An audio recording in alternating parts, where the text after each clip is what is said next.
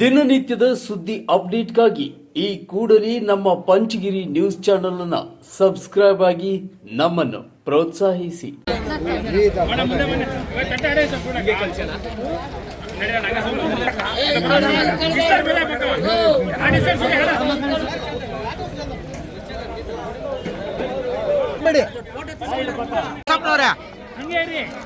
ಯಾವುದೇ ರೀತಿಯ ಅಧಿಕಾರಕ್ಕೆ ಆಸೆ ಪಡದೆ ತಮ್ಮಲ್ಲೇ ಆದ ರೀತಿಯಲ್ಲಿ ಸಮಾಜ ಸೇವೆ ಮಾಡುತ್ತಾ ಬಂದಿರುವ ಒಕ್ಕಲಿಗರ ಸಂಘದ ರಾಜ್ಯಾಧ್ಯಕ್ಷ, ಖಾದಿ ಮತ್ತು ಗ್ರಾಮೋದ್ಯೋಗ ಮಂಡಳಿ ಮಾಜಿ ಅಧ್ಯಕ್ಷ ಯಲುವಳ್ಳಿ ಎನ್ ರಮೇಶ್ ಅವರು ಕಳೆದ ವರ್ಷ ನಗರದ ಎಪಿಎಂಸಿ ಮಾರುಕಟ್ಟೆಯಲ್ಲಿ ಪ್ರಾರಂಭಿಸಿದ್ದ ಅನ್ನ ಸಂತರ್ಪಣೆಗೆ ಇಂದು ವರ್ಷ ತುಂಬಿದೆ.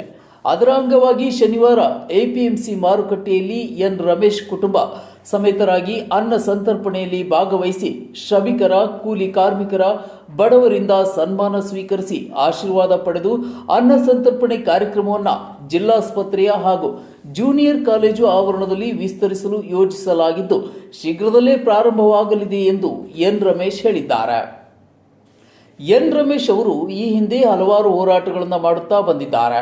ಹಿರಿಯ ಕಾಂಗ್ರೆಸ್ ಮುಖಂಡರು, ಪ್ರಸ್ತುತ ಒಕ್ಕಲಿಗರ ಸಂಘದ ರಾಜ್ಯ ಗೌರವಾಧ್ಯಕ್ಷ ಹಾಗೂ ಗ್ಯಾರಂಟಿ ಯೋಜನೆಗಳ ಅನುಷ್ಠಾನ ಪ್ರಾಧಿಕಾರದ ಜಿಲ್ಲಾಧ್ಯಕ್ಷ ಕೂಡ ಆಗಿದ್ದು ತಮ್ಮ ಸರಳತೆಯಿಂದ ಹೆಸರುವಾಸಿಯಾಗಿದ್ದಾರೆ.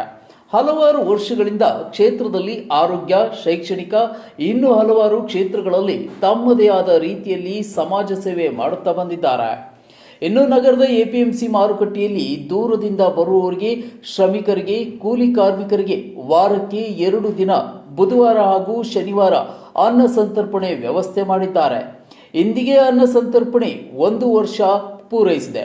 ರಮೇಶ್ ಕುಟುಂಬ ಸಮೇತ ಮಾರುಕಟ್ಟೆಗೆ ಆಗಮಿಸಿ ಶ್ರಮಿಕರ, ಬಡವರ ಜೊತೆ ಊಟ ಸೇವಿಸಿ, ನಾನು ನಿಮ್ಮಲ್ಲಿ ಒಬ್ಬ, ನಿಮ್ಮ ಆಶೀರ್ವಾದ ನಮ್ಮ ಕುಟುಂಬದ ಮೇಲೆ ಇರಲಿ, ನನ್ನ ಜೊತೆ ನನ್ನ ಮಕ್ಕಳು, ಮೊಮ್ಮಕ್ಕಳು ಕೂಡ ಬಡವರ ಕಷ್ಟ ಸುಖಗಳಿಗೆ ಸ್ಪಂದಿಸಲು ದೇವರು ಶಕ್ತಿ ನೀಡಲಿ ಎಂದು ಕೇಳಿದರು.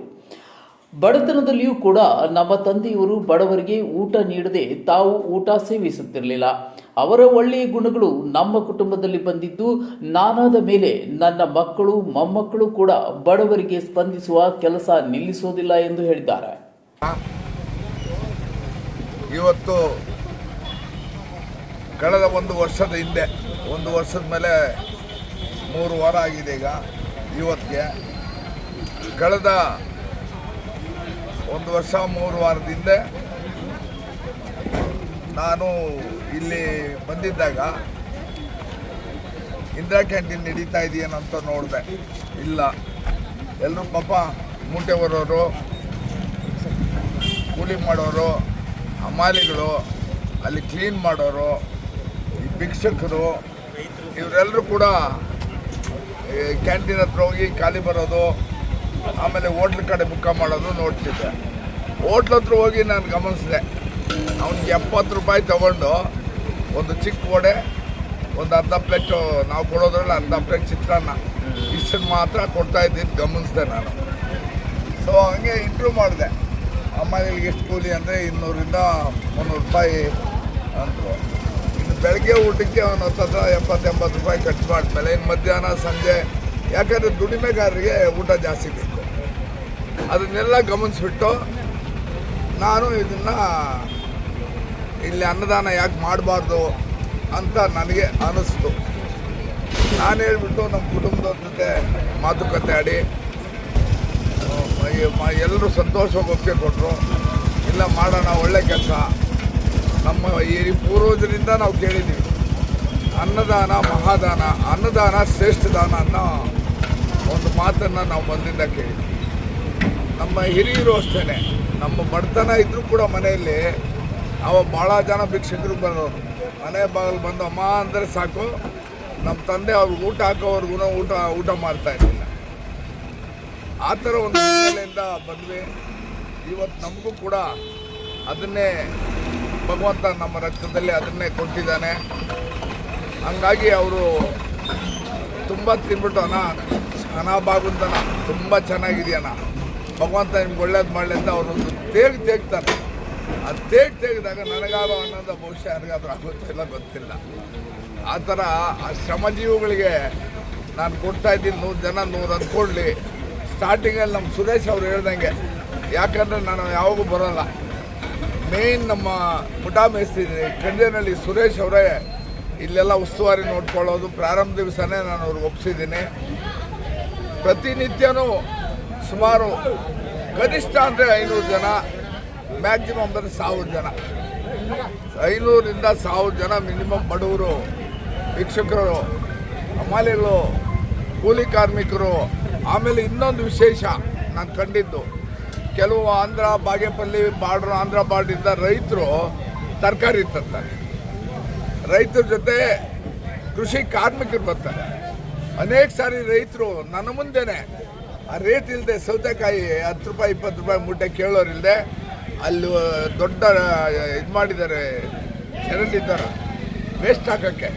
ಆ ವೇಸ್ಟ್ ತೊಟ್ಟಿಗೆ ಸುರಿದೋಗಿರೋದು ನಾನು ನೋಡಿದ್ದೀನಿ. ಊಟ ಇಲ್ಲದೆ ಬರೀ ಗೋಣಿ ಚೀಲ ಹೆಗಲ ಮೇಲೆ ಹಾಕ್ಕೊಂಡು ಊರಿಗೆ ಹೋಗೋ ದೃಶ್ಯ ನೋಡಿದ್ದೀನಿ. ಇವೆಲ್ಲ ನೋಡಿ ಯಾಕೆ ನಿರಂತರವಾಗಿ ಭಗವಂತ ನನಗೆ ಶಕ್ತಿ ಕೊಟ್ಟಿದ್ದಾನೆ. ನನ್ನ ಶಕ್ತಿ ಇರೋವರೆಗೂ ನನ್ನ ನಂತರ ನನಗೆ ನಂಬಿಕೆ ಇದೆ.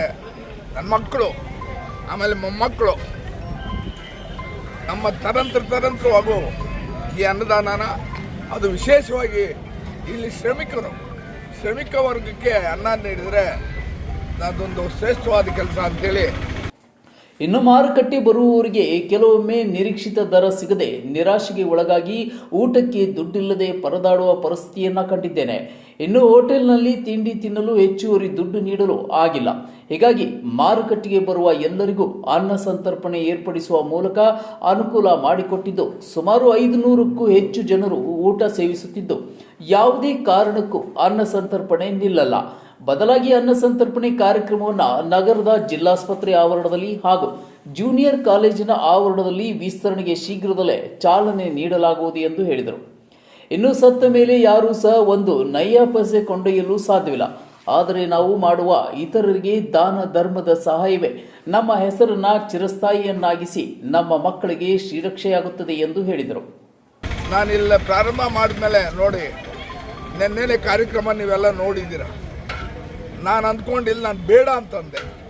ಜಿಲ್ಲಾ ಗ್ಯಾರಂಟಿ ಯೋಜನೆ, ಅದರಲ್ಲಿ ಅನ್ನಭಾಗ್ಯ, ಈ ಕೃಷಿ, ಇದು ಗೃಹಲಕ್ಷ್ಮಿ, ಶಕ್ತಿ, ಈ ಥರ ಜನಪರವಾದ ಒಂದು ಯೋಜನೆಗಳನ್ನ ಒಳಗೊಂಡಂಥ ಪಂಚ ಗ್ಯಾರಂಟಿಗಳಿಗೆ ಮಂತ್ರಿಗಳು ಮನೆಗೆ ಹುಡುಕೊಂಬಂದು ನಿಮ್ಮನ್ನು ಜಿಲ್ಲಾಧ್ಯಕ್ಷ ಮಾಡ್ತಾ ಇದ್ದೀನಿ ಅನ್ನೋ ಒಂದು ಜವಾಬ್ದಾರಿಯನ್ನು, ನಾನು ಅದು ಪದವಿ ಅನ್ನೋದಕ್ಕಿಂತ ಒಂದು ಜವಾಬ್ದಾರಿಯನ್ನು ನನಗೆ ವಹಿಸಿದ್ದಾರೆ. ಅದನ್ನು ಕೂಡ ಇವತ್ತು ನಾನು ನಿಭಾಯಿಸ್ಕೊಂಡು ನಮ್ಮ ಕುಟುಂಬದವ್ರ ಜೊತೆ ಇನ್ನೂ ಹೆಚ್ಚಿನ ಧರ್ಮದ ಕೆಲಸಗಳನ್ನ ಮಾಡ್ತಾ ಇದ್ದೀನಿ. ಗೌರ್ಮೆಂಟ್ ಹಾಸ್ಪಿಟ್ಲ್ ಹತ್ರ ಕೂಡ ಹೋದೆ, ಅಲ್ಲಿ ಒಂದು ಕೌಂಟ್ರ್ ಮಾಡಿ ಅಲ್ಲಿ ಇದನ್ನು ಮುಂದುವರಿಸ್ಬೇಕು, 3ನೇ ಜಾಗ ಅಂತಂತೇಳಿ ಅಲ್ಲೋಗಿ ಇಂಟರ್ವ್ಯೂ ಮಾಡಿದಾಗ ಸರ್ಕಾರದವರು ಪೇಷೆಂಟ್ಗಳಿಗೆ ಅಲ್ಲಿ ಊಟ ತಿಂಡಿ ಎಲ್ಲ ಕೊಡೋ ವ್ಯವಸ್ಥೆ ನೋಡಿದೆ. ಅದಾದಮೇಲೆ ಅದ್ರ ಜೊತೆ ಬಂದಂಥ ಅಟೆಂಡ್ರುಗಳು ಹೋಟ್ಲ್ಗೆ ಹೋಗೋದು ನೋಡಿದೆ. ಅದನ್ನು ಶೀಘ್ರದಲ್ಲಿ ಆದಷ್ಟು ಬೇಗ ಒಂದು ಒಳ್ಳೆ ಸುದಿನ ನೋಡಿ ಅಲ್ಲಿ ಕೂಡ ಅಕಸ್ಮಾತ್ ನನ್ನ ಹೋಟ್ಲುಳ್ಳವ್ರು ಬೈಕೊಂತಾರೆ, ಏನು ಮಾಡೋಕ್ಕಾಗಲ್ಲ. ಹೋಟ್ಲುಳ್ಳವರು ನಮ್ಮ ಬಿಸ್ನೆಸ್ ಕಿತ್ಕೊಂಡ್ರು ಅದು ಇದು ಅಂತ, ಅದಕ್ಕೆ ಯಾರೋ ಹಣೆ ಇಲ್ಲ, ಅವ್ರವ್ರ ಹಣೆ ಬರಗಳು. ನಾನು ಅನ್ನದಾನ ಮಾಡಬೇಕು ಅನಿಸಿದೆ, ನಾನು ಮಾಡೋ ತೀರ್ಮಾನ ತಗೊಂಡಿದ್ದೀನಿ. ಮರಳುಸಿದ್ದೇಶ್ವರ ದೇವಸ್ಥಾನ ಪಕ್ಕದಲ್ಲಿ ದೇವಸ್ಥಾನದವ್ರನ್ನು ಕೇಳಿದ್ದೀನಿ. ಅಸಿಸ್ಟೆಂಟ್ಸ್ ಬಂದವರು ಎಷ್ಟೋ ದೂರದಿಂದ, ಆಂಧ್ರದಿಂದ, ಅಲ್ಲಿಂದ ಇಲ್ಲಿಂದ ಬರ್ತಾರೆ. ಪಾಪ ಅವರು ಸಾಮಾನ್ಯವಾಗಿ ತಮಗೆಲ್ಲ ಗೊತ್ತಿದೆ, ಸರ್ಕಾರಿ ಆಸ್ಪತ್ರೆಗಳಿಗೆ ಬರೋರೆಲ್ಲ ಬಡವರೇ, ಬರೀ ಕೂಲಿ ಕಾರ್ಮಿಕರೇ. ಆ ಬಡವರು ಬರೋಂಥ ಸ್ಥಳದಲ್ಲಿ ಅವ್ರಿಗೆ ಅಸಿಸ್ಟೆಂಟ್ಗಳಿಗೆ, ಅವ್ರಿಗೆ ಅಟೆಂಡರ್ಸ್, ಏನು ಒಬ್ಬ CS ಪೇಷಂಟ್ ಬಂದಿರ್ತಾರೆ, ಅವ್ರ ಜೊತೆಗೊಬ್ಬರು ಅಜ್ಜಿ ತಾತ ಬಂದಿದ್ದರೆ ಮೊಮ್ಮಕ್ಕಳು ಮಗನೋ ಯಾರೋ ಒಬ್ಬರು ಅಟೆಂಡರಾಗಿ ಬಂದಿರ್ತಾರೆ. ಅವ್ರಿಗೆಲ್ಲ ಅಲ್ಲಿ ಕೊಡೋ ಒಂದು ಯೋಜನೆ ಶೀಘ್ರದಲ್ಲೇ ನಿಮ್ಗೆ ತಿಳಿಸ್ತೀನಿ. ಅದು ಈ ಬಹುಶಃ ಈ ಆಷಾಢ ಮುಗಿದ ತಕ್ಷಣ ಶ್ರಾವಣ ಮೊದಲನೇ ವಾರದಲ್ಲೇ ಅದು ಪ್ರಾರಂಭ ಮಾಡೋ ಚಿಂತನೆ ಇದೆ. ಅದನ್ನು ಕೂಡ ಮಾಡ್ತೀನಿ. ಇನ್ನು ಅವಶ್ಯಕತೆ ಜೂನಿಯರ್ ಕಾಲೇಜಿಂದ, ಯಾಕಂದರೆ ನಾವೆಲ್ಲ ಹಳ್ಳಿಯಿಂದ ಜೂನಿಯರ್ ಕಾಲೇಜಲ್ಲಿ ಓದೋವಾಗ ಮಧ್ಯಾಹ್ನದ ಊಟ ಇಲ್ಲದೆ ಓದ್ಕೊಂಡು ಮನೆಗೆ ಹೋಗಿದ್ದೀವಿ. ಮೊನ್ನೆ ಎಕ್ಸಾಮ್ ಟೈಮಲ್ಲಿ ಜೂನಿಯರ್ ಕಾಲೇಜ್ ಹತ್ರ ಕೊಟ್ಟೆ, ನಮಗೆ ಗೊತ್ತಿದೆ. ಅದು ಯಾಕೆ ನಂಗೆ ತಲೆಗೆ ಹೊಡೀತು ಅಂದರೆ, ನಾನು SLC ವರೆಗೂ ಅಲ್ಲಿ ಜೂನಿಯರ್ ಕಾಲೇಜಲ್ಲಿ ಓದೋವಾಗ ಎಕ್ಸಾಮಿಗೆ ಬಂದಂಥ ಸಂದರ್ಭದಲ್ಲಿ ಬೆಳಗ್ಗೆ 10 ಗಂಟೆಗೆ ಏನೋ ಮನೇಲಿ ತಿಂಡಿ ತಿಂದು ಬಂದರೆ ಮಧ್ಯಾಹ್ನ ಇಂಟರ್ವಲ್ ಬಿಡೋರು. ಆವಾಗ ಕೂಡ ಊಟ ಇರ್ತಾ ಇಲ್ಲ. ಬೆಳಗ್ಗೆ 2 ಪೇಪರ್ ಇರೋದು ಆವಾಗ. ತಿರುಗಿ ಸಾಯಂಕಾಲ ರಾತ್ರಿಗೆ ಮನೆಗೆ ಹೋದ್ಮೇಲೆ ಊಟ. ಹಂಗಾಗಿ ಆಗ ಒಬ್ಬರು ಯಾರೋ ಪುಣ್ಯಾತ್ಮರು ಅವರು ಎಲ್ಲವರೂ ಗೊತ್ತಿಲ್ಲ ಸರ್. ಎಪಿಎಂಸಿ ವರ್ತಕರ ಕಣಜೇನಹಳ್ಳಿ ಸುರೇಶ್ ಮಾತನಾಡಿ, ವಿವಿಧ ಜಿಲ್ಲೆಗಳಿಂದ ಮಾರುಕಟ್ಟೆಗೆ ಬರುವವರಿಗೆ ಒಂದೊತ್ತು ಊಟ ನೀಡುವ ಕಾರ್ಯಕ್ರಮ ಇದಾಗಿದ್ದು, ಮಾರುಕಟ್ಟೆಯಲ್ಲಿ ಬಡವರಿಗೆ ಅನ್ನ ನೀಡಿರುವ ಕೀರ್ತಿ ಕೇವಲ ಯಲವಹಳ್ಳಿ ರಮೇಶ್ ಅವರಿಗೆ ಸಲ್ಲುತ್ತದೆ. ಬಡವರಿಗೆ ಅನ್ನ ನೀಡಿ ಪ್ರೀತಿಗೆ ಪಾತ್ರರಾಗಿದ್ದಾರೆ. 1 ವರ್ಷದ ಹಿಂದೆ ಪ್ರಾರಂಭವಾದ ಅನ್ನ ಸಂತರ್ಪಣೆ ನಿಂತೋಗುತ್ತಾ ಅಂದುಕೊಂಡಿದ್ವಿ. ಆದರೆ ನಿರೀಕ್ಷೆಗಿಂತ ಹೆಚ್ಚು ಕಾರ್ಯಕ್ರಮ ಯಶಸ್ವಿ ಕಂಡಿದ್ದು, ಬಡ ಜನರ ಊಟ ಮಾಡಿ ರಮೇಶ್ ಅಣ್ಣ ಅವರಿಗೆ ಆಶೀರ್ವದಿಸಿ ಬಡವರ ಸೇವೆಗೆ ದೇವರು ಇನ್ನಷ್ಟು ಶಕ್ತಿ ನೀಡಲಿ, ಆಯಸ್ಸು ಆರೋಗ್ಯ ನೀಡಲಿ ಎಂದು ದೇವರಲ್ಲಿ ಪ್ರಾರ್ಥಿಸುತ್ತಿದ್ದಾರೆ ಎಂದು ಹೇಳಿದರು. ತುಂಬ ಆಶೀರ್ವಾದ ಕೊಡಲಿ, 20 ವರ್ಷ ಆಯುಸ್ ಕೊಡಲಿ. ದಿನನಿತ್ಯ ವಾರದಲ್ಲಿ 2 ದಿವಸ ಊಟ ಕೊಡ್ತಾನೆ. ಸಾರ್ವಜನಿಕರಲ್ಲಿ ಒಂದು 10,000ರಿಂದ 12,000 ಊಟ ಮಾಡ್ತಾರೆ. ಏನೋ ಅವ್ರಿಗೆ ಐಶ್ವರ್ಯ ಆರೋಗ್ಯ ಭಾಳ ಚೆನ್ನಾಗಿ ಕೊಟ್ಟು ಮುಂದೇನು ಇದೇ ಕಾರ್ಯಕ್ರಮ ನಡೆಸ್ಕೊಂಡು ಹೋಗಲಿ ಅಂತಂದು ನಾನು ಆಶೀರ್ವಾದಿಸ್ತೇನೆ. ಇಲ್ಲಿ ಅಮಾಲ್ರ ಮುಖ್ಯಸ್ಥನು ನಮ್ಮ ಮುನ್ರಾಜು ಅಂತೇಳಿ ಲೀಡ್ರು. ಇವರು ಎಲ್ಲ ರೀತಿಯಾಗಿ ಇದೇ ರೀತಿಯಾಗಿ ಸಹಕಾರ ಕೊಡ್ತಾರೆ. ಎನ್ ರಮೇಶ್ ಅವರ ಸೊಸೆ ಹೇಮಲತಾ ಜನಾರ್ದನ್ ಮಾತನಾಡಿ, ಅಪ್ಪನವರ ಸಮಾಜ ಸೇವೆಯ ಕಳಕಳಿ ಇಡೀ ಕುಟುಂಬ ಅನುಸರಿಸಿ ಅವರು ನಡೆದು ಬಂದ ಹಾದಿಯಲ್ಲಿ ನಾವು ಸಾಗುತ್ತೇವೆ. ಬಡವರ ಬಗ್ಗೆ ಅವರಿಗಿರುವ ಕಾಳಜಿ ಸಹಾಯ ಹಸ್ತದಲ್ಲೇ ಮನುಷ್ಯತ್ವದ ನೆಮ್ಮದಿ ಎಂದು ಬಿಂಬಿಸುತ್ತದೆ ಎಂದು ಹೇಳಿದರು. ಎಲ್ರಿಗೂ ನಮಸ್ಕಾರ. ನನ್ನ ಹೆಸರು ಹೇಮಲತಾ, ಯಲವಹಳ್ಳಿ ರಮೇಶ್ ಅಣ್ಣ ಅವ್ರ ಸೊಸೆ ನಾನು. ಇವತ್ತಿಗೆ 1 ವರ್ಷ ಆಯಿತು ಇದು ಏನು ಅನ್ನ ಸಂತರ್ಪಣೆ ಅನ್ನೋದು ಸ್ಟಾರ್ಟ್ ಮಾಡಿ. ಸ್ಟಾರ್ಟಿಂಗು ಆ್ಯಕ್ಚುಲಿ ಅವ್ರು ಅಂದ್ಕೊಂಡಂಗೆ ಜನ ಅಂದ್ಕೊಂಡಂಗೆ ನಾವು ಅಂದ್ಕೊಂಡ್ವಿ, ಮೇ ಬಿ 1 ತಿಂಗಳು 2 ತಿಂಗಳು ಕ್ಲೋಸ್ ಆಗೋಗುತ್ತೇನೋ ಅಂತ. ಬಟ್ ಆದರೆ ಇದು 1 ವರ್ಷ ಕಂಪ್ಲೀಟ್ ಆಗಿದೆ. ಇದನ್ನೇ ಅಪ್ಪ ಹೇಳಿದ್ರಲ್ಲ, ಈಗ 1 ವರ್ಷ ಅಲ್ಲ, ನನ್ನ ಮಕ್ಕಳು ನನ್ನ ಮೊಮ್ಮಕ್ಕಳಿರೋ ತನಕ ಅವ್ರಿಗೆ ಬುದ್ಧಿ ಕೊಡಲಿ ಅಂತ ಹೇಳಿದ್ರಲ್ಲ, ಅದು ತುಂಬ ದೊಡ್ಡ ಮಾತು. ಖಂಡಿತ ನಾವು ಅದನ್ನು ನೆರವೇರಿಸ್ಕೊಂಡು. ಈ ಸಂದರ್ಭದಲ್ಲಿ ಯುವ ಮುಖಂಡ ಯಲವಹಳ್ಳಿ ಜನಾರ್ದನ್ ಸೇರಿದಂತೆ ಮುಂತಾದವರು ఉపస్థిತರಿದ್ದರು.